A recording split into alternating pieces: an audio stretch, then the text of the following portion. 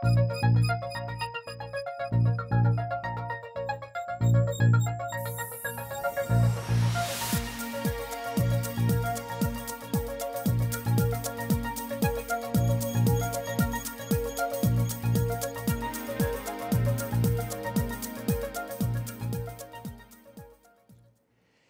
bien bonjour ou rebonjour pour cette deuxième partie des 5e rencontres de la Fondation Ramsès Santé consacrée au rapport entre les jeunes et les écrans. Le meilleur, le pire, l'addiction, derrière évidemment toutes les possibilités formidables que donnent les écrans, surtout quand ils sont interactifs. Alors nous allons continuer en parlant des solutions, des innovations, des initiatives qui sont prises pour prévenir, d'abord éviter que les jeunes tombent dans des comportements addictifs et si c'est le cas, pour les en sortir. Les en sortir sans dramatiser, sans traumatiser. Vous allez voir, il y a beaucoup de choses qui relèvent de l'astuce et de l'empathie. Ça rend extrêmement optimiste. Alors, je vais vous présenter rapidement les 4 intervenants de cette deuxième table ronde. Marina Contente, d'abord. Alors, vous travaillez à Évry avec une initiative qui s'appelle Voisin Malin. Voisin malin est aussi voisin câlin, hein, on va le voir. Hein, c'est quand même beaucoup de liens humains. C'est ce qu'on a vu dans la première table ronde. En fait, derrière les écrans, il y a des hommes, il y a des femmes, et c'est le lien humain qui compte beaucoup. Alexandre Fauché, alors vous aussi, vous êtes dans la solution très pratique et la solution de proximité, puisqu'on peut l'avoir quasiment dans la poche. C'est une pochette, pause. Vous nous expliquerez tout ça. C'est un outil à la fois simple, convivial, ludique, et à mon avis, très très efficace. Vous nous le présenterez en détail. Olivier Masson-Lamy, vous êtes resté avec nous. Vous êtes passé de la première à la deuxième table ronde. Pour ceux qui n'auraient pas suivi la première table ronde, vous êtes chargé de mission à la Mildeca, chargé de mission justement sur les pratiques numériques. La Mildeca luttant contre toutes les addictions, notamment les drogues avec ou sans substance. L'addiction, c'est votre cible, c'est votre combat. Et puis Thibaut Deschamps, vous nous venez de l'univers sportif puisque vous êtes rattaché au ministère des Sports, mais vous avez avec Vivons en forme, établi un lien entre les écrans, l'addiction aux écrans et comment lutter par la vraie vie en quelque sorte, par l'activité physique. Vous nous raconterez tout cela en détail. Mais on va commencer, si vous le voulez bien, par une vidéo réalisée avec le professeur Yves Citon. Il est professeur de littérature, de littérature et de médias aussi, donc il connaît bien les écrans. Il est professeur à l'université Paris 8 et on lui a demandé de réfléchir sur ce terme d'attention. Parce qu'on nous dit toujours que les écrans captivent, qu'ils sollicitent notre attention, mais aussi qu'ils empêchent les jeunes de se concentrer, par exemple, sur leur travail scolaire, donc que ça détruit l'attention. Puis ça détruit aussi l'attention aux autres, puisqu'on est dans sa bulle. Alors, monsieur le professeur de littérature et de médias, l'attention, qu'est-ce que c'est exactement ? Je dirais d'abord que l'attention, c'est une énorme richesse que nous avons et dont nous avons besoin. À savoir qu'on ne peut pas devenir un être humain socialisé, fonctionnel, mais surtout heureux, si on ne reçoit pas de l'attention de ses parents, de ses amis, même d'inconnus. Si vous marchez dans la rue, que vous parlez aux gens et que personne ne fait attention à vous, que personne ne vous répond, qu'on fait comme si vous n'étiez pas là, en quelques jours, vous devenez fou ou vous devenez folle. Donc l'attention, on en a besoin, sans ça on ne peut pas être humain. Ce qui s'est passé, alors depuis longtemps on pourrait dire, mais à mon avis surtout depuis les années 1830, c'est que cette attention, elle devient quelque chose qui peut s'acheter et qui peut se vendre. Ça a commencé dans les années 1830 parce qu'il y a des journaux qui ont baissé leur prix de vente. Au lieu que ça coûte $1 un journal quotidien, on l'a fait payer 50 centimes. Et qu'est-ce que c'était que les autres 50 centimes, alors qu'ils coûtent $1 à produire? Ces autres 50 centimes, on a vendu de l'espace publicitaire, de l'espace pour la réclame, ce qui fait qu'à travers des médias comme, à l'époque c'était les journaux, aujourd'hui c'est des télévisions, c'est des téléphones portables, c'est des réseaux sociaux, cette attention, notre attention, qui est une chose très très précieuse, on l'a dit, elle se vend, elle s'achète. L'économie de l'attention dans laquelle nous vivons, qui multiplie les saillances, qui multiplie des choses qui sont faites pour attirer notre attention, elle nous rend alors addicts. Moi, je suis un petit peu sceptique sur les questions d'addiction et attention, mais si on dit qu'on est addict au sucre, alors on peut dire qu'on est addict aussi à ces phénomènes attentionnels qui captent notre attention de façon un petit peu corporelle, un petit peu mécanique.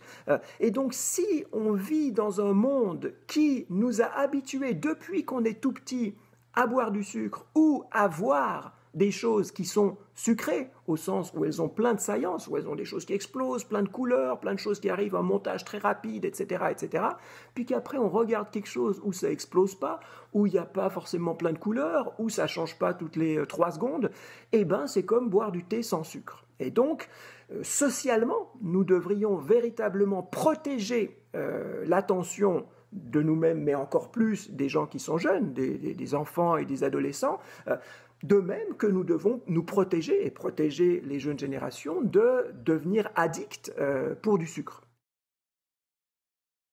Si on a des problèmes d'attention, ce n'est pas à cause des écrans. Ce n'est pas les écrans eux-mêmes qui sont funestes, qui nous brûlent le cerveau. Vous savez peut-être qu'au début du XXe siècle, il y a eu plein de procès, plein de choses qui se sont faites pour dire que le cinéma rendait les spectateurs fous, qu'il y avait un crime dans la ville, les gens qui ont fait ce crime avaient vu un film la semaine d'avant, c'était parce qu'ils avaient vu le film qu'ils avaient commis ce crime. Si les écrans sont constitués de façon à ce que les médias qui diffusent le contenu de ces écrans nous mettent du sucre partout, eh bien oui, on va être addict au sucre. Et de nouveau, le problème, c'est moins les écrans que le sucre ou l'économie de l'attention qui fait mettre du sucre partout. Les écrans en tant que tels, ils ont autant de solutions que de problèmes. Moi, je suis quand même très agacé par la démonisation des écrans. On fait comme si c'était les écrans en eux-mêmes qui apportent les problèmes. Non, c'est les structures économiques dans lesquelles ils sont impliqués. Et la possibilité même de pouvoir communiquer et donner de l'attention à travers les distances, quelqu'un qui n'est pas avec nous, lorsqu'on peut avoir un Zoom ou un Skype ou je ne sais quoi, ou un WhatsApp, avec quelqu'un qui est peut-être dans un pays différent, sur un autre continent, des gens de notre famille, des gens qu'on aime, et le fait qu'on puisse communiquer avec eux, c'est infiniment précieux. Cette démocratisation de la communication et des médias, c'est aussi ce qui est apporté par ces nouveaux types d'écrans et de communication qu'on a, et ça c'est infiniment précieux, et sans doute qu'on ne le dit pas assez dans cette espèce de démonisation, écran égale addiction. Il y a de vrais risques, mais il y a aussi, il ne faudrait surtout pas que ça étouffe les potentiels admirables qui viennent avec les écrans tels qu'on les connaît. Et oui, le pire et le meilleur qui cohabitent, et puis surtout cette notion de plaisir qui peut rendre addictif. Donc il faut rompre avec un plaisir, et c'est pas facile de vendre du punitif ou de la frustration, alors que les gens sont dans le plaisir, même s'ils se rendent compte de leur addiction. On va commencer avec vous, Alexandre, et avec votre fameuse pochette. Mais un mot d'abord sur ce qu'on a entendu au tout début, l'attention aux autres. Votre pochette qui s'adresse au cadre familial, elle vient dans un univers où, peut-être à cause des écrans, les enfants font plus attention aux parents, les parents font plus attention aux enfants, ils sont tranquilles sur leur écran, ouf, on a du temps pour soi. C'est ça peut-être qui est détruit par l'usage abusif des écrans, c'est l'attention des uns aux autres dans la famille. Oui, alors notre pochette s'adresse aux enfants, mais quand on les interroge, dans le cadre de focus group, de réflexion qu'on a eu sur la conception du produit, ils nous disent, ils se retournent vite vers leurs parents en disant « mais regarde maman, regarde papa, comment toi tu es avec ton téléphone ». Et nous on propose justement, comme vous l'avez dit, de faire un challenge familial, après dîner par exemple, plutôt que on repart de nos activités et puis on va tous regarder maman sur l'Instagram, papa, et on est chacun sur son écran, et de faire des pauses et de se retrouver en famille justement, sans écran. Et c'est un challenge, c'est un petit peu l'objet de pause, mais c'est ça, retrouver des moments ensemble.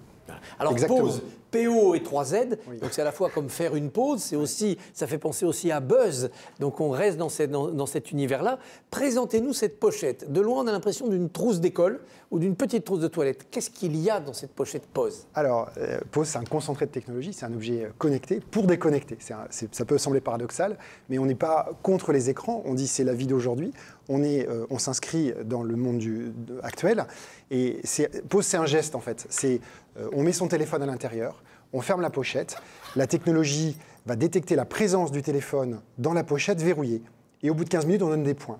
Donc on est dans la conscientisation, dans la prévention, dans le challenge.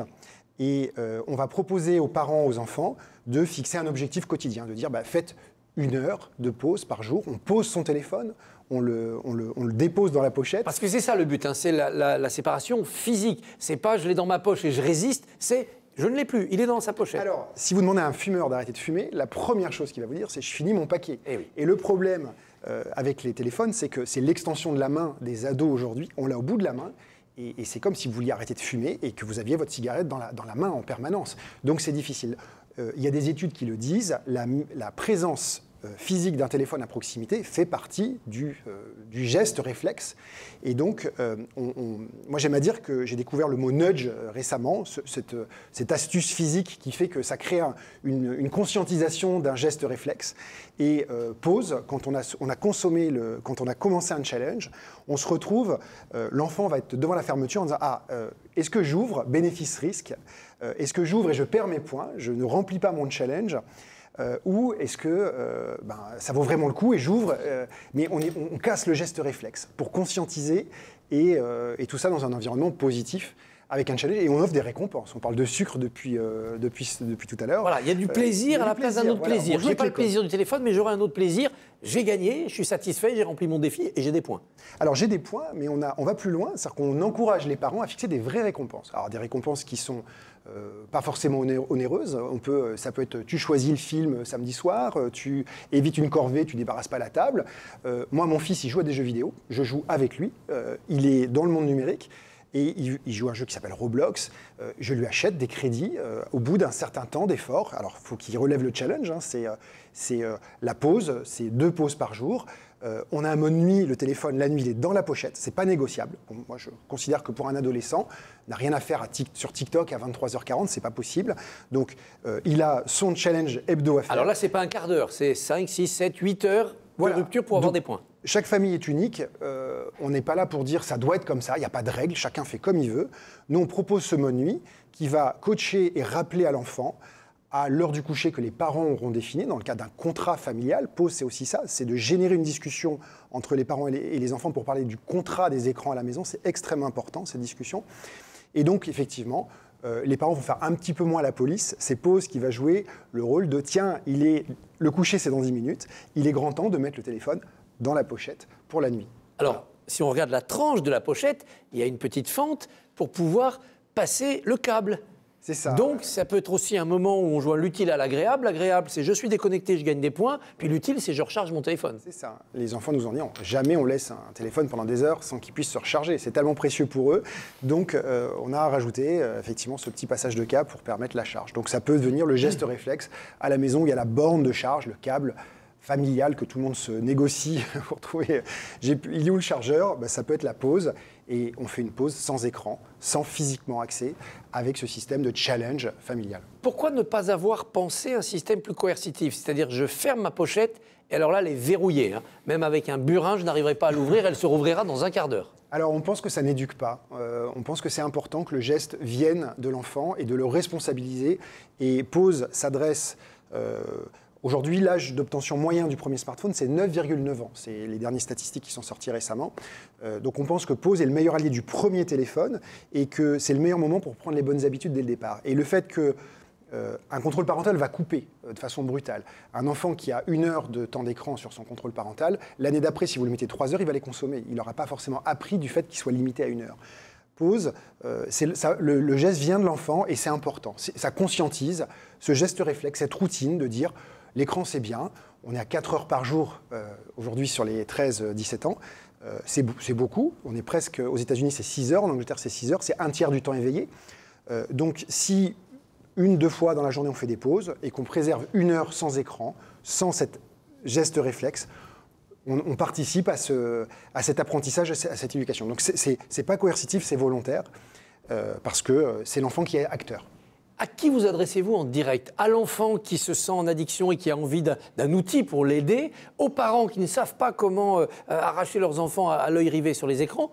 Ou bien aux vendeurs de téléphone ou aux opérateurs téléphoniques qui pourraient très bien vendre la pochette avec en disant « avec mon téléphone, avec mon forfait, votre enfant sera bien accompagné, il ne tombera pas dans l'addiction ». Alors, toutes ces cibles et d'autres encore. On pense qu'effectivement, l'achat du premier téléphone, c'est le meilleur moment pour prendre les bonnes habitudes. Donc là, c'est les parents et les opérateurs. On discute avec des opérateurs qui aujourd'hui ne peuvent plus vendre du giga au kilo. Ils ont une responsabilité sociale quand ils vendent un forfait à un enfant de 10 ans. C'est une réalité. Donc nous, on pense que Pause est une belle preuve de marque et un bel engagement concret de ces acteurs. Un peu plus tard, vers 11, 12, 13 ans, pour quand ça devient, ça a été dit tout à l'heure, c'est une grosse une des principales causes de conflit à la maison.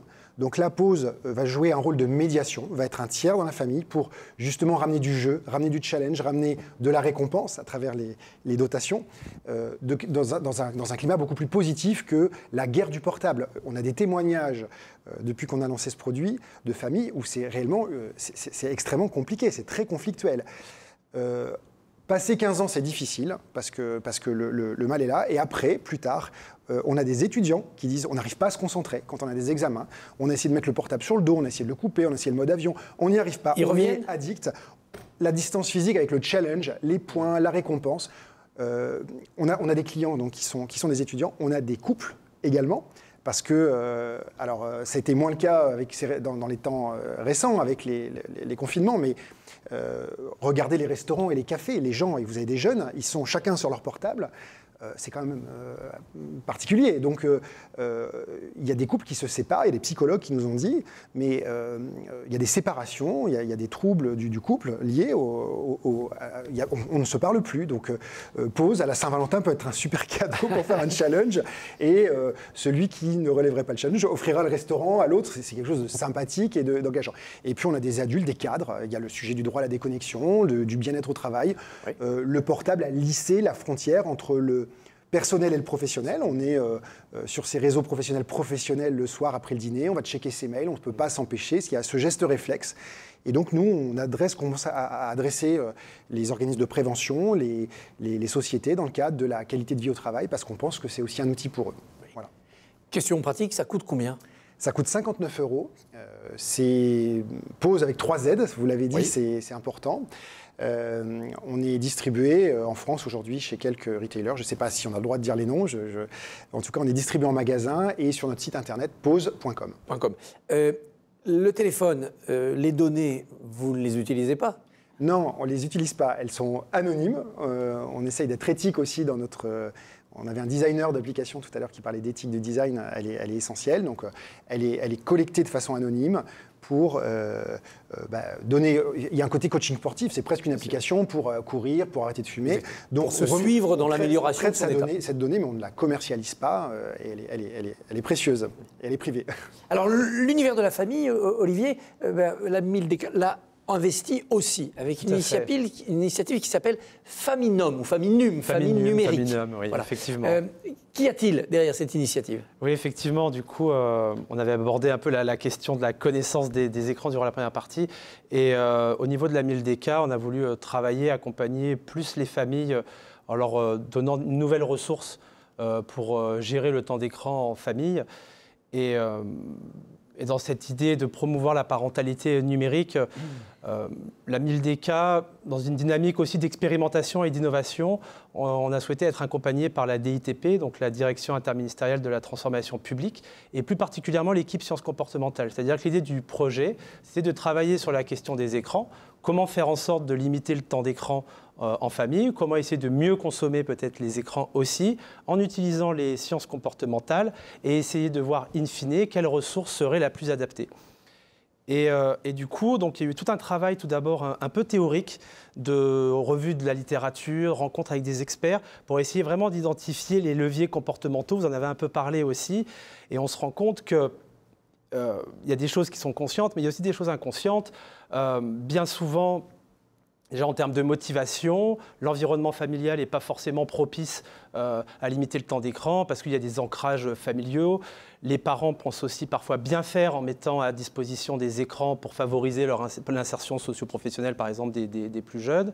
Donc il y a eu tout un tas de freins comportementaux qui ont été identifiés, donc du ressort de la motivation, mais aussi des capacités psychosociales et aussi les facteurs environnementaux. On se rendait compte que finalement, des fois, les études montrent que peut-être enlever un écran de la cuisine, le mettre ailleurs et essayer de favoriser un écran familial pour éviter un peu de lutter contre l'individualisation des écrans pouvait avoir des effets... C'est tout simple, c'est aussi simple que ça. C'est aussi simple que ça, sauf que du coup, suite à ce constat-là qui a été partagé aussi avec un comité de pilotage donc, qui réunissait à la fois des représentants de la MilDK, la DITP, mais aussi des représentants du ministère des Solidarités et de la Santé, de la Direction générale de la cohésion sociale pour les pouvoirs publics, mais aussi la CNAF et l'ARCOM, ex-CSA. Nous avons, du coup, en face de ces différents freins identifiés, il y a eu un moment où on a passé en revue un certain nombre de ressources déjà existantes. Parce que l'idée de ce projet-là, ce n'était pas de repartir à zéro, comme on le fait souvent et parfois, mais d'essayer de voir quelles étaient les ressources en face qui existaient déjà et qu'on pourrait améliorer pour vraiment répondre aux objectifs qu'on s'était fixés dans le cadre du projet, c'est d'avoir accompagné les parents, qu'ils aient une nouvelle ressource pour mieux aborder la question des écrans avec leurs enfants. Et on avait ciblé les familles qui avaient des enfants entre 6 et 11 ans à peu près. Voilà, oui. On avait fait un état des lieux, on se rendait compte que sur cette tranche d'âge-là, ça manquait assez cruellement. Et on peut encore être efficace à cet âge. Bien sûr, exactement, on peut être encore efficace. Il y a encore la médiation parentale qui est encore possible finalement. Et c'est comme ça, du coup, suite aux différentes présentations de solutions, on s'est rendu compte que la plateforme numérique et anciennement donc l'application Faminum qui était développée par Tralalaire, il y avait une première version qui existait, répondait assez bien aux objectifs qu'on s'était fixés. Donc on a pris contact avec Tralalaire, qui est l'organisme qui a développé Faminum, qui est un organisme de création de ressources numériques éducatives qui existe depuis une quinzaine d'années, qui sont aussi l'organisme aussi le coordinateur du Safer Internet Day, donc le grand événement pour la prévention des usages problématiques d'écran et les questions aussi de cyberharcèlement. Donc vous récupérez cette version 1.0 On récupère cette version-là, effectivement. Et il y a eu tout un travail d'expérimentation fin 2021, donc sur le territoire d'Angers, en associant des associations de la parentalité numérique, des parents d'élèves, pour finalement qu'ils puissent expérimenter une version un peu revisitée avec les données qu'on avait capitalisées de notre état des lieux un peu théorique. Et ce qui a été intéressant de voir, c'est que finalement, les premiers apports qu'on a mis en place au sein de cette plateforme-là ont été bénéfiques. En fait, Faminum, un peu dans le même état d'esprit que Pose, il y a aussi l'esprit de contrat familial. C'est-à-dire que, par exemple, les pédiatres, les autorités médicales mettent en avant que ce qui est propice à un bon usage des écrans, c'est un peu de se concerter, de se mettre d'accord sur ce qu'on fait, ce qu'on ne fait pas, à quel moment de la journée, à quel moment de la semaine, et d'essayer de personnaliser aussi tout cela. Et donc, Faminum agit un peu comme une ressource neutre qui intervient au sein du foyer, qui permet du coup aux enfants et aux parents de réfléchir à leur usage des écrans et de mettre en place du coup des bonnes pratiques. Et des bonnes pratiques du coup personnalisées. Donc, ils ont possibilité peut-être de revoir leur temps d'écran dans les chambres. Ils peuvent paramétrer peut-être le film familial du dimanche soir. Et du coup, il y a un consensus qui est créé. Donc, si je vais sur la plateforme, je trouve ça. Cet outil d'assistance à organisation de la vie familiale pour que chaque cas individuel, l'adolescent, la jeune fille, etc. Chaque personne crée son profil, en fait, les adultes, les enfants, et ensuite, en fonction de ça, on peut donc créer sa charte familiale du bon usage des écrans et qui est personnalisée. Et l'avantage aussi, c'est que la première version a été améliorée pour qu'il y ait aussi des conseils scientifiques qui soient mis à disposition, parce qu'on se rend compte aussi que quand on est dans la guidance parentale, de dire il faut faire comme ci mais pas comme ça ne marche pas. Il faut aussi expliquer les choses. Donc il y a aussi des tips qui ont été mis en avant. Et on se rend compte aussi que le premier maillon de la chaîne sur Faminum, c'est un outil d'autodiagnostic. Donc en fait, les adultes se retrouvent déjà à objectiver leur temps d'écran parce qu'ils doivent rentrer quels sont les écrans au sein de leur foyer, combien de temps ils passent à peu près. Et ils sont surpris du résultat, évidemment. Et effectivement, c'est déjà une prise de conscience. Et cette manière d'objectiver le temps d'écran permet du coup vraiment de l'intérieur de leur permettre de revoir un peu leur usage des écrans et après d'associer leurs enfants. Et uniquement de votre part des recommandations ensuite pour suivre un plan de désintoxication, jamais d'objurgation, jamais de contrainte, jamais de coercition. Non, c'est vraiment... on ne fait pas la leçon, quoi. On ne fait pas la leçon et c'est vraiment très libre parce que du coup, chaque foyer, par exemple, il y a des personnes qui veulent travailler sur vraiment le contenu, par exemple des contenus numériques, ils peuvent paramétrer Faminum pour avoir plus d'informations sur ces questions-là. D'autres, ça va être plutôt du côté de l'environnement, d'essayer de revoir un peu la place des écrans au sein du foyer. Et là, du coup, avec la première expérimentation, l'idée en 2022, c'est que la plateforme se diffuse davantage en apportant d'autres améliorations. Donc, il y a encore des réflexions en cours pour savoir jusqu'où on pousse aussi la gamification. Parce que l'idée, c'est pas que Faminum devienne un jeu. Et donc, actuellement, les familles passent à environ 7 minutes sur Faminum, ce qui est très bien. Mais on ne veut pas non plus que ça devienne une fin en soi. C'est vraiment un outil pour mieux gérer le temps d'écran. Donc, il y a ces questions-là, oui. Gratuit ? Tout à fait, gratuit. Ça vous permet aussi de récolter des données diagnostiques pour voir le nombre de familles et l'état des familles? C'est des données, oui, anonymisées, qui sont du coup traitées par l'organisme Tralalaire. Et l'idée, pour l'instant, c'est aussi de voir quelles sont en termes d'impact et de voir aussi sur le long terme. Parce que bien souvent, il y a un effet un peu de nouveauté. On va installer une plateforme, une application, et on se rend compte que parfois, très rapidement, on la désinstalle. Donc là, l'idée de ces données-là, c'est de voir dans le temps comment ça s'inscrit, avec aussi des mesures d'impact à la fin de l'année pour savoir où on en est. Oui. Thibaut Deschamps, venons-en à vous et à VIF, Vivons en forme, association dont vous êtes le président, qui lutte ou qui essaye de réguler les comportements, mais qui existait avant que les comportements numériques et les écrans débarquent dans notre vie? Oui, Christophe, vous avez raison. Alors d'abord, je félicite la Fondation Ramsay pour l'organisation de ces 5e rencontres sur un sujet aussi passionnant.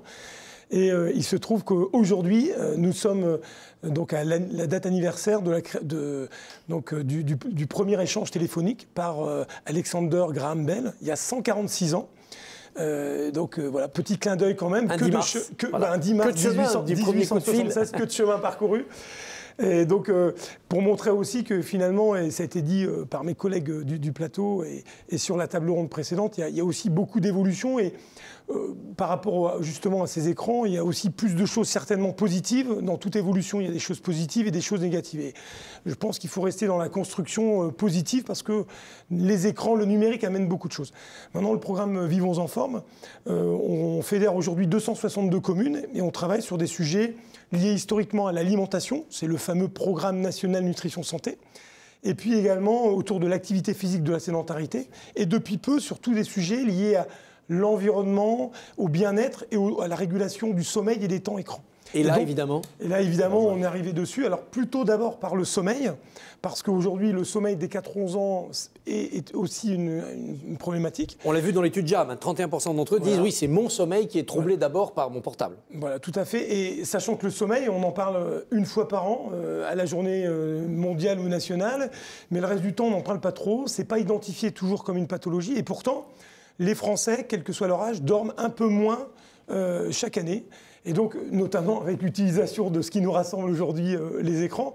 Donc, il y a de vrais enjeux liés au sommeil et à d'autres sujets dont on a peut-être parlé ou on pourra parler aussi, au temps sédentaire. Parce que les écrans, c'est compliqué d'être en mouvement et de ne pas être sédentaire. Et oui, ça s'appelle le mobile, mais finalement, quand on est devant son écran, on est généralement immobile. Vous arrivez à mesurer l'impact du temps passé devant un écran sur cet accroissement de la sédentarité des Français? Alors aujourd'hui, on le mesure sur des changements de comportement, des questionnaires qu'on a validés, sur des changements de comportement enfants ou parents. Alors on en est au début, on était plus sur d'autres sujets que purement les temps écrans. Mais sur le sommeil, on est en train justement d'avancer parce qu'on a un manque de données sur le sommeil des 4-11 ans. Juste rappeler qu'un enfant de maternelle doit dormir 12 heures par jour.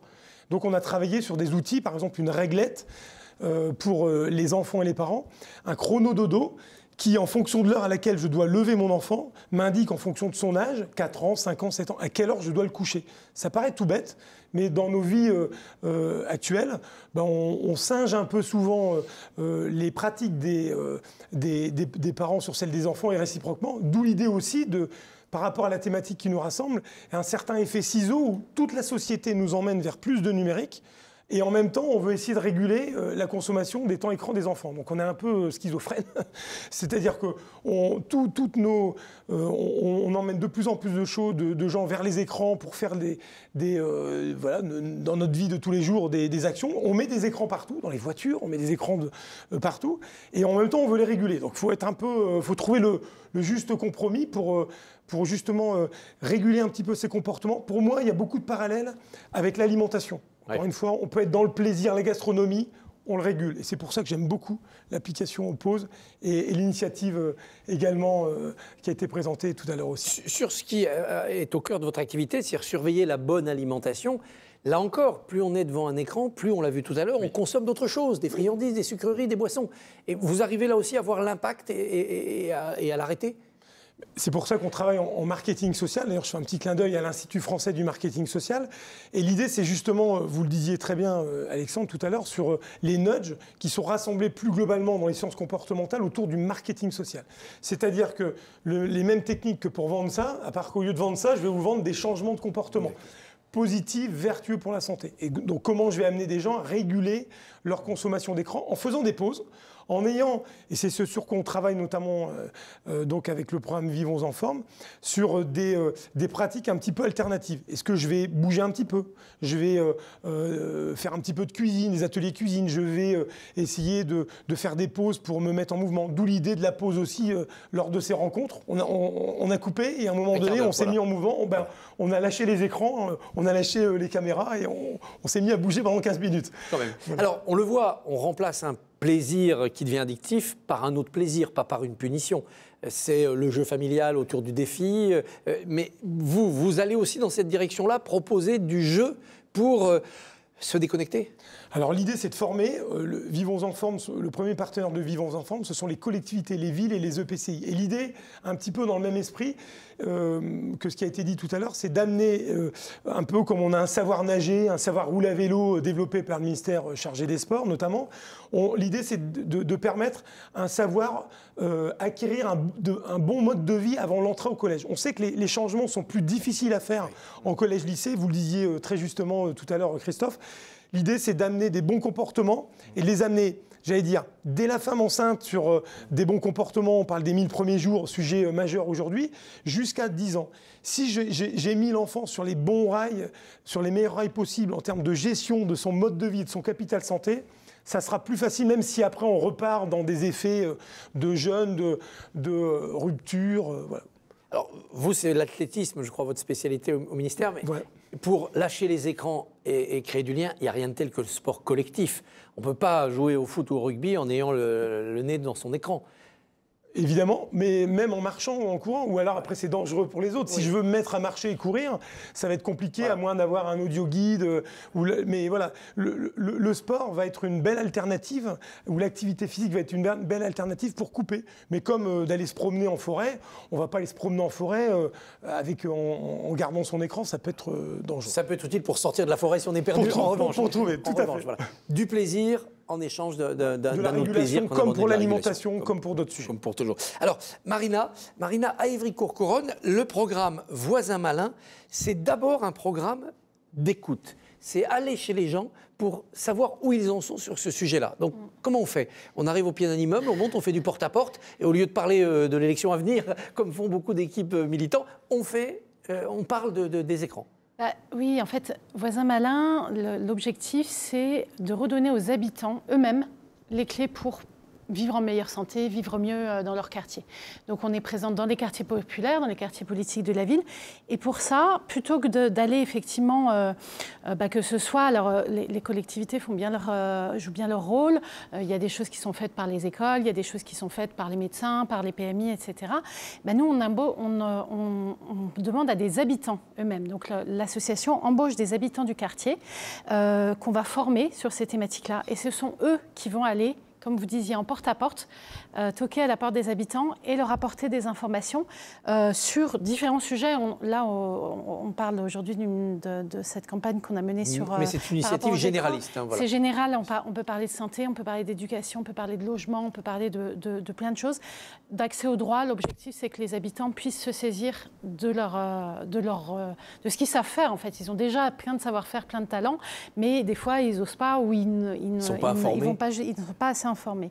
Et donc, ce contact de pair à pair, c'est ça qui va faire que l'information, elle va passer vraiment directement et on dit qu'on est porteur d'informations du dernier kilomètre, c'est-à-dire qu'on peut mener des super campagnes de pub, on peut mener des belles actions. Des affiches, des tracts dans les boîtes aux lettres. Les personnes qui sortent peu de chez eux, les personnes qui vont pas, qui n'emmènent pas leurs enfants à l'école, qui ne fréquentent pas les structures de la vie, elles n'ont pas accès à ça. Et donc là, on va les voir. On ouvre les barrières de la langue, de la culture, puisque les habitants qu'on recrute sont représentatifs des quartiers où on intervient, donc parlent plusieurs langues, sont de différentes cultures. Et on est présent sur plus de 20 villes en France, dans un peu toutes les régions, dans le nord, sud, etc., et dont Évry-Courcouronnes, effectivement, voilà, où on a mené cette action. Donc c'est une action, ça fait 10 ans que l'association existe, elle a été créée à l'époque sur la ville de Courcouronnes. Et les écrans ont surgi? Alors pendant ça, cette période? c'est surgi assez... Ça a commencé en fait en 2016. On avait mené une action sur l'importance du livre pour le tout petit. Et en fait, en menant cette action, les voisins, ils ont dit, le problème, c'est que les parents, les enfants ne lisent plus et les parents, voilà, parce qu'il y a beaucoup d'écrans, il y a la télé et puis les smartphones, etc. Donc, on s'est dit, ça pourrait être intéressant d'aller plus loin sur cette question-là. Et la ville d'Évry-Courcouronnes menait déjà des actions par rapport aux écrans, la quinzaine des écrans, etc. Donc, on a mené... C'est une ville pilote, en quelque sorte. Voilà, alors pilote, je ne sais pas, je ne vais pas forcément, je veux pas dénigrer ce qui se fait ailleurs, mais en tout cas, voilà, il y avait déjà des actions qui étaient menées, donc ça venait appuyer d'autres actions qui existaient déjà. Donc en 2018, il y a eu une mission qui a été menée sur la santé des enfants, mais en lien avec les écrans. Et puis en 2020, il y a la Mildeka qui est venue sur Évry-Courcouronnes. Donc il y a tout un collectif d'acteurs qui s'est mis en place autour de la question des addictions. Et on s'est dit, ça pouvait être bien d'aller encore plus loin. Donc de continuer à parler des écrans, mais de parler d'addiction en général. Et donc on mène cette action depuis 2021 du coup, parce que 2020 c'était un petit peu compliqué. Exactement. Justement, 2020, le confinement, la pandémie, ça n'a pas dû arranger la relation parents-enfants-écran. Quand vous êtes revenu dans le porte-à-porte, vous avez trouvé une situation dégradée? Alors, dégradée, ou en tout cas encore plus paradoxale, encore plus schizophrénique, si je peux dire, qu'avant. C'est-à-dire que nous, notre message, un peu comme ça a été dit, finalement, on se rend compte qu'on a tous des actions différentes, mais on porte tous la même chose, c'est-à-dire des alternatives, de faire ensemble, etc. Donc nous, au départ, on disait, pour ne pas faire des écrans, allez faire des activités, inscrivez vos enfants au sport. Et puis là, on ne pouvait pas sortir, les gymnases étaient fermés, les médiathèques étaient fermées. Enfin, voilà, donc c'était d'autant plus compliqué à aborder. Et en même temps, il y avait un besoin d'autant plus criant de revenir parler de ces questions-là, des écrans et des autres addictions également, parce que forcément, le confinement n'a pas arrangé ça. Et donc, du coup, ça a eu beaucoup de sens de revenir parler aux gens. Et alors, c'était rigolo, vous parliez de câlin malin. C'est vrai que le fait de venir chez les gens, ça a vraiment beaucoup de sens. Les habitants sont, surtout dans cette période, sont contents qu'on vienne les voir. Qu'on vienne leur parler de ça. C'est une visite amicale. C'est une visite amicale. On ne vient pas, c'est pas le médecin, c'est pas le professeur. Vous n'êtes pas une autorité, vous ne représentez pas la mairie, le gouvernement, le médecin. Tout à fait. Vous êtes dans une sorte de neutralité? Tout à fait, on est tout à fait dans, c'est pas une sorte, on essaie d'incarner ça. Nos voisins, nos voisines sont eux-mêmes pères ou mères de famille, ou alors étudiants, donc sont... les écrans, dans tous les cas, on en dit ce qu'on en veut. Ils sont présents, on a tous, à un moment ou un autre, des pratiques qui sont... On se dit, ah non, là, ça fait trop, j'arrive plus à m'endormir sans. Et en discutant avec nos voisins, tous, ils disaient, avec leurs enfants, même avec eux-mêmes, ils avaient ces difficultés-là. Donc, quand on vient en porte-à-porte, on n'est pas là en donneur de leçons. On vient leur donner un message simple, on leur dit, voilà, les écrans, ils sont là. Voilà, ils ont leurs utilités, mais ils ont leurs limites. Donc, on en a parlé, le manque d'activité physique, les conflits familiaux, le manque de relations sociales, en tout cas directes, parce que ça a été dit tout à l'heure, ça augmente d'autres relations sociales, mais plus indirectes. Et le message, il est très simple, très concret. On leur donne des alternatives. Je vous donne un exemple, un petit message qu'on passe, c'est la règle des 4 pas. Donc, pas d'écran le matin avant d'aller à l'école pour les enfants, pas d'écran pendant les repas parce que comme ça on en profite pour discuter. La convivialité familiale se fait. Oui. Pas d'écran le soir avant de se coucher, on se fixe une limite d'heure, donc je rejoins. Donc il faut un sas entre l'écran de l'après-midi et l'heure du coucher. Et puis pas dans la chambre de l'enfant. Parce que l'enfant, c'est compliqué pour lui de s'autoréguler et quand on parle d'écran, c'est y compris la télévision. C'est pas toujours simple. Je pense à l'ordinateur pour l'adolescent qui est au collège, il est dans sa chambre parce qu'il n'y a pas d'autre lieu. Et du coup, c'est ce qu'on dit aux parents. Les parents, des fois, ils disent mais là, on en est à un point où ça va être compliqué d'arriver à ça. Donc, on leur dit faites par étapes. Vous donnez des limites. Vous commencez par le repas parce que le repas, c'est un moment où on peut objectivement proposer autre chose que d'être chacun sur ses écrans.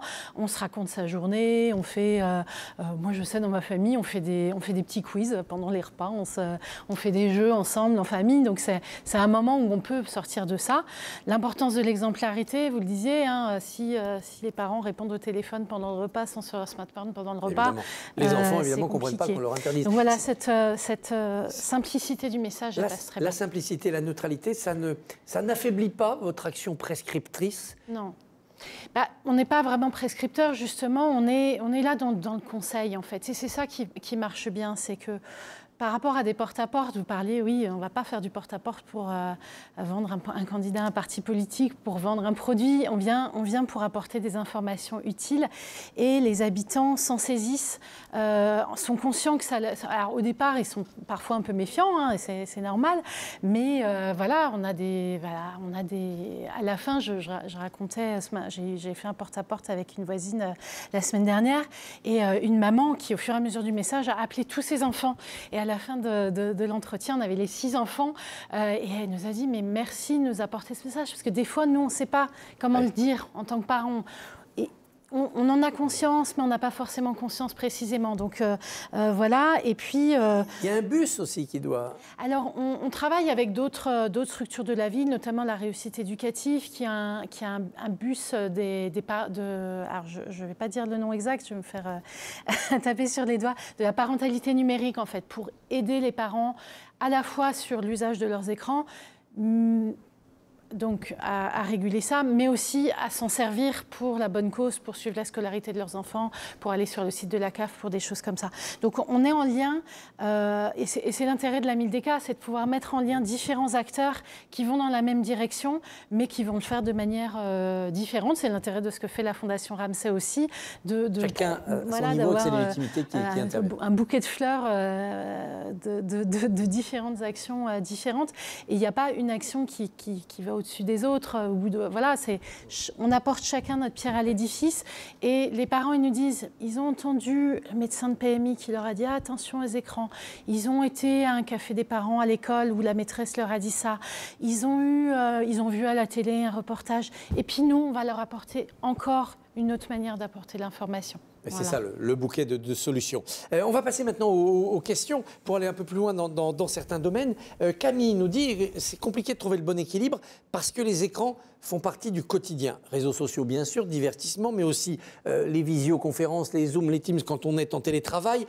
Dans l'univers professionnel, l'écran est partout. Même pour consommer, acheter, on doit passer par l'écran. Est-ce que c'est pas ce qu'on vous dit quand vous arrivez avec votre pochette pause? On vous dit, mais attendez, mais comment je fais pour vivre? Je ne peux pas faire mes courses, j'ai plus mon téléphone. Je ne peux pas travailler, j'ai pas mon téléphone pour faire une visio. Comment je fais? Alors, je crois que c'est 7 heures par jour sur Internet, la moyenne pour un Français et dans beaucoup de pays. C'est énorme. C'est énorme, c'est la moitié du temps éveillé.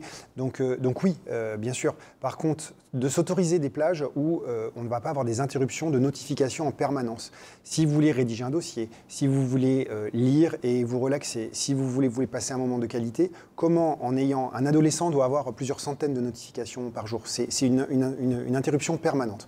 Moi, mon fils a 12 ans, quand il fait ses devoirs et que je l'observe, il me dit « j'ai mon logiciel, c'est ce que vous pointez, hein, j'ai mon logiciel de relation avec l'école, oui. Je ne vais pas le citer, mais on le connaît tous, tout est là. » Je dis « tu prends mon ordinateur ». Parce que sur le téléphone, il y a WhatsApp, il y a Instagram, il y a les réseaux, et si je le laisse 5 minutes, je vais le retrouver sur autre chose. Voilà. Donc il passe... La distraction permanente. La distraction permanente. Donc finalement, une pause, c'est 15 minutes. Finalement, si chacun faisait 2 pauses de 15 minutes et que ces 15 minutes, on n'a pas le geste réflexe, on n'est pas dérangé par une interruption, il y a les techniques de productivité qui prônent des plages de 30 minutes sur une tâche à la fois, les unes après les autres. Donc c'est du temps de meilleure qualité, c'est moins de stress. Il y a le fameux FOMO dont on n'a pas parlé, le Fear of Missing Out, qui dit, tiens, dès qu'il y a un son, une vibration, on se sent obligé d'aller prendre son téléphone pour vérifier. Les enfants se lèvent au milieu de la table. Parce qu'on a peur de rater quelque chose. Oui, et puis on est dans l'immédiateté tout le temps. Regardez le comportement à un feu rouge. Aujourd'hui, quand le feu passe au rouge, quand le feu repasse au vert, souvent les gens klaxonnent parce que dès qu'on a la minute 30 ou les quelques secondes du feu rouge, qu'est-ce qu'on fait? On prend son portable et on est parti. Donc, une vibration quand on est au volant, il y a des campagnes de prévention routière, et là on est sur du risque physique, mais en tant qu'adulte, Ça peut la être vibration, il faut faire un effort pour résister, pour prendre son téléphone alors qu'on est au volant. C'est une réalité. Enfin, moi, c'est mon expérience en tout cas. Donc on est dans l'aménagement de petites bulles pour conscientiser. Voilà. Une question pour Marina. Vous l'avez peut-être vu dans ces expériences et contacts avec les voisins. Est-ce que les filles ne sont pas plus vulnérables que les garçons à ces addictions par les écrans? Question de Laure. Alors, je ne veux pas pouvoir répondre à cette question. C'est pas évident quand vous contactez. On vous dit pas, mes garçons ça va, mais mes filles, j'arrive pas à les décrocher. On voyait tout à l'heure dans le sondage JAM qu'elles sont plus attachées au lien social par le téléphone portable que les garçons.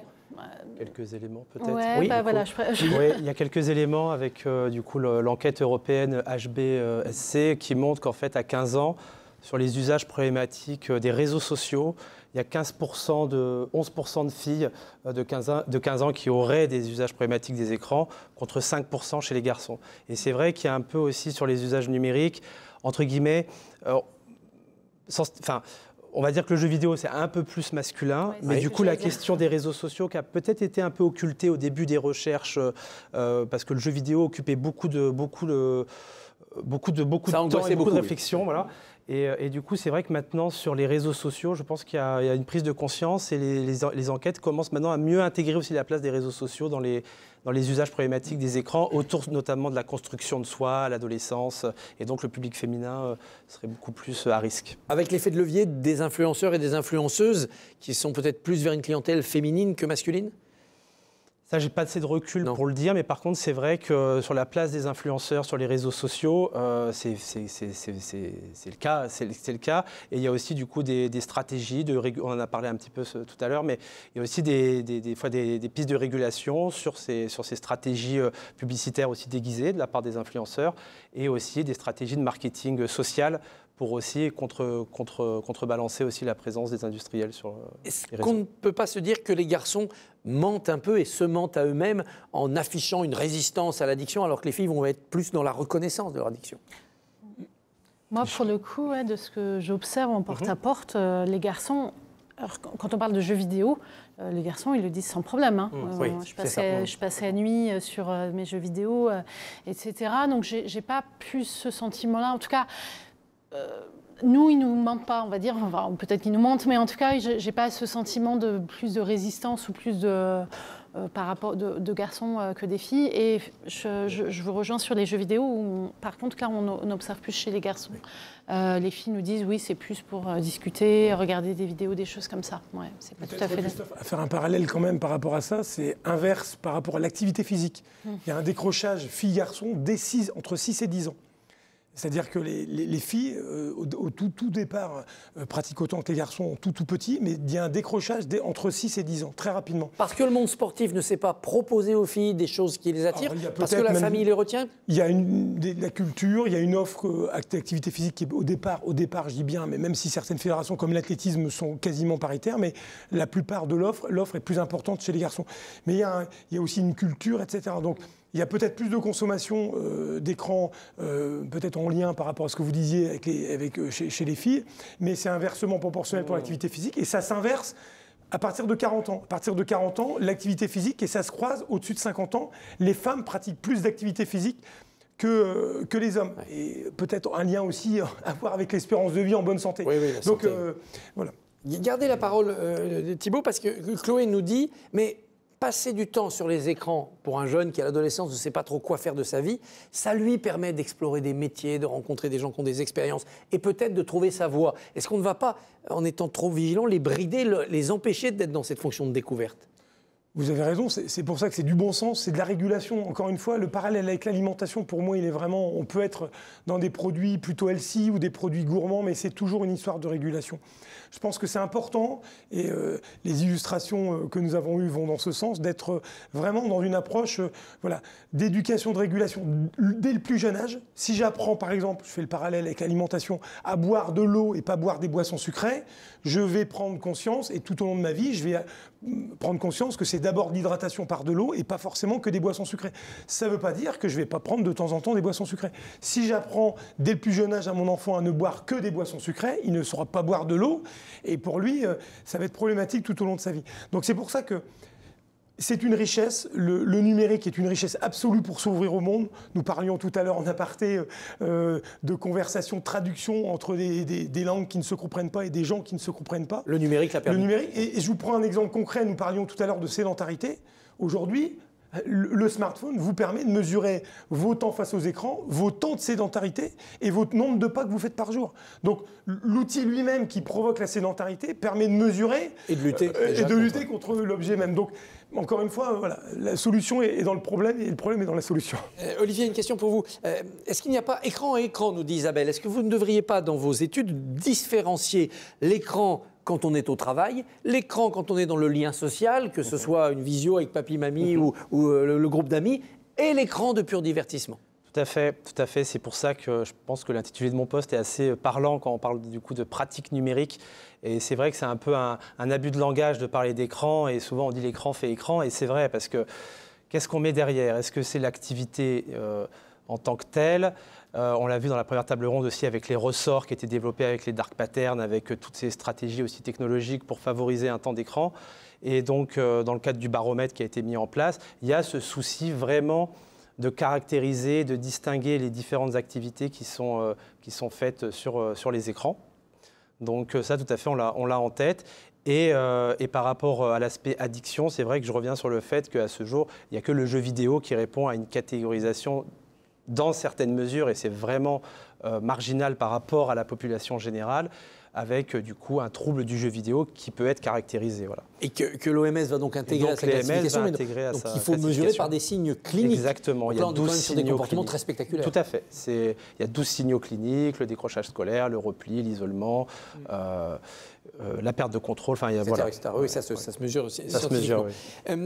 Une question pour vous, Marina. Manon demande si ça ne permet pas de parler à travers un écran, de vaincre sa timidité.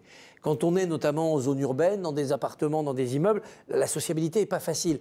Quand je me connecte, quand je parle par écran, c'est plus facile. Je n'ai pas besoin de lutter contre ma timidité, je n'ai pas besoin de faire l'effort. Je ne me sens pas menacé. Si l'autre est pénible, je peux le déconnecter. Ça offre cela aussi. Alors ça offre cela, c'est vrai. Et on parlait du bon usage des écrans. Là, on a vu pendant les confinements, les jeunes, ils ont pu rester aussi en lien les uns avec les autres grâce à leur conversation, etc. Donc ça peut aider. Et il y en a qui nous le disent d'ailleurs qu'ils ont plus de facilité avec les autres, à discuter avec les autres via ce biais-là. Maintenant, il y a le biais aussi inverse qui est le cyberharcèlement, où quand on est face à une personne, on ne va pas forcément oser lui dire ou faire certaines crasses qu'on peut faire via les écrans. La diffusion aussi massive et toutes ces problématiques-là, ça fait partie des choses sur lesquelles on alerte dans nos campagnes de porte-à-porte que une conversation WhatsApp à 9 ans, ça s'encadre.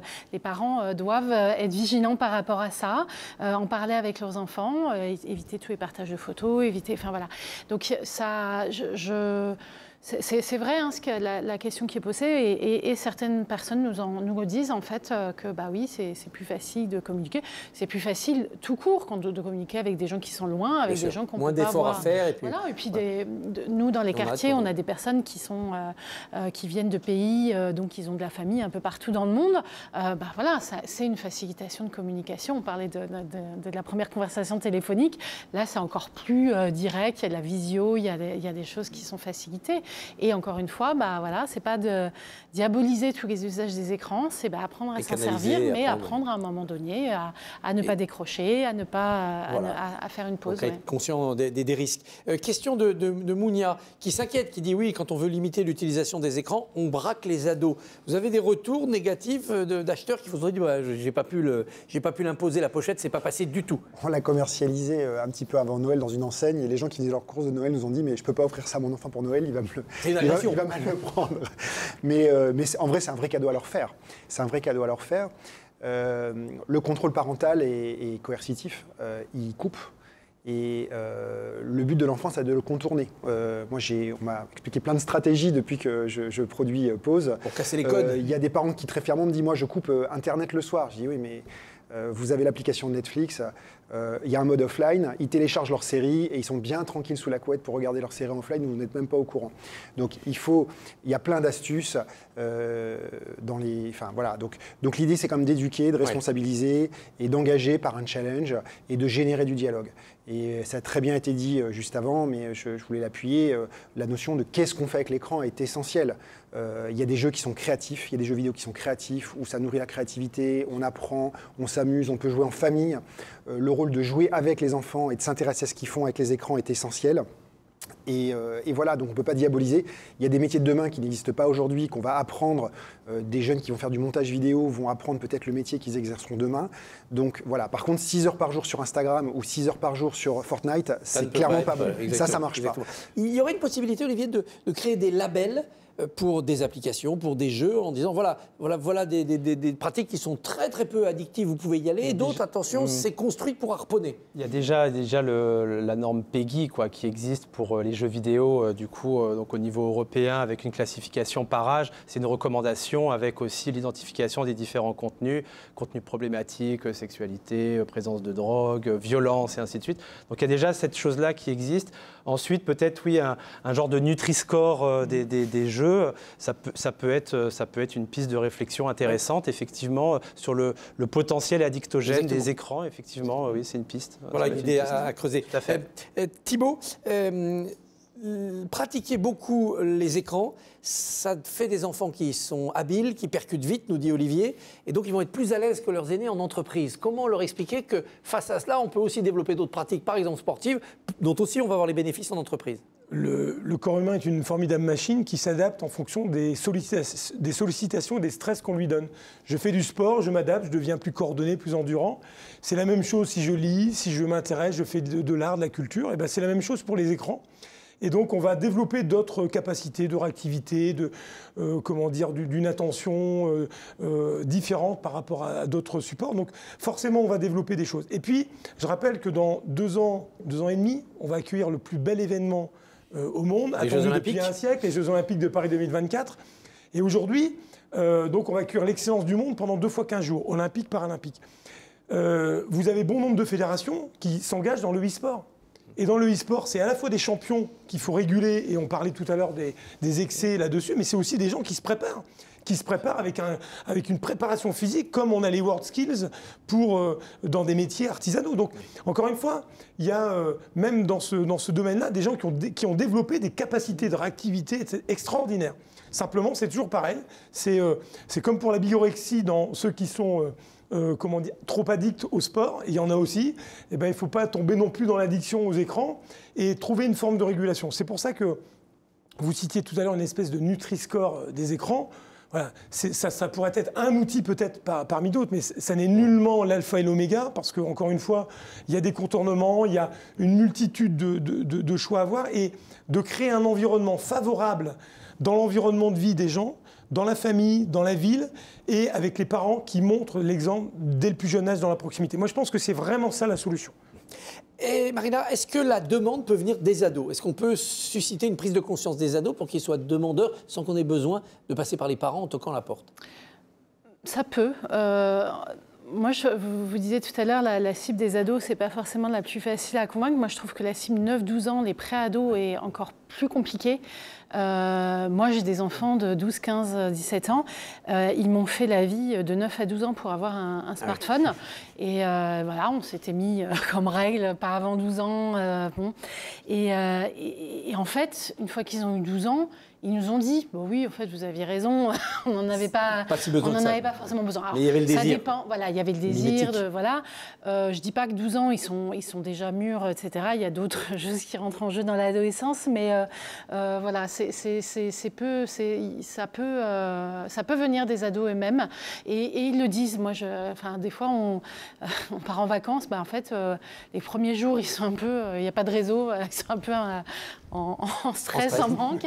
Et puis au bout d'un moment, en fait, mais on a fait plus de jeux de société, on a fait plus de choses, etc. On le voyait dans les verbatims ils le de disent Jam. eux-mêmes. Et là, avec les confinements, on le voit en porte-à-porte. Jeudi dernier, on a fait un porte-à-porte de la famille dont je vous parlais tout à l'heure. Et on venait d'avoir l'annonce qu'il y aurait plus le pass vaccinal, qu'il y aurait plus les masques et tout. Et ils ont sauté de joie tous en disant on va enfin pouvoir ressortir, voir du monde sans restriction. Donc ils se rendent bien compte, effectivement, quand ils ont ce manque au bout d'un moment de relations sociales, d'activité physique, que ça leur manque. Donc ça peut venir des adolescents. Et on verra des adolescents offrir à leurs parents la prochaine pause. Oui, ça doit déjà être le cas, bien sûr. Oui, non, il y a Exemplarité. ils sont demandeurs. Alors, il faut provoquer ces moments de déconnexion parce qu'ils ne vont pas forcément le verbaliser ou être moteurs. Mais une fois qu'il est là, ils y prennent énormément de plaisir et ils sont très contents. Finalement, ce qu'ils veulent, c'est partager du temps avec leurs parents. Et ça devient une fierté. Du temps, c'est du lien avec le parent, avec le proche, avec l'adulte référent. Et c'est très précieux et ils en sont demandeurs. Et donc, on leur donne, quand on provoque ces situations-là, ils en sont très contents. Quelques secondes pour clore cette 5e rencontre de la Fondation Ramsay Prévention Santé. D'abord pour dire que dans les solutions, on voit qu'on remplace un plaisir par un autre plaisir, que ça se partage en famille, que la coercition, la verticalité n'amène pas à grand-chose et qu'il faut convaincre que c'est mieux sans, même si c'est très bien avec. Et donc c'est extrêmement positif comme message, avec beaucoup de choses astucieuses, fines et qui sont faciles à adopter. Ça aussi, c'est très bien. Merci à vous toutes et à vous tous. Merci à nos 4 intervenants de la 2e table ronde. Puis merci à toutes les équipes de la Fondation Ramsay Santé pour avoir organisé ces 5e rencontres. Et on vous rend à la vie réelle derrière vos écrans.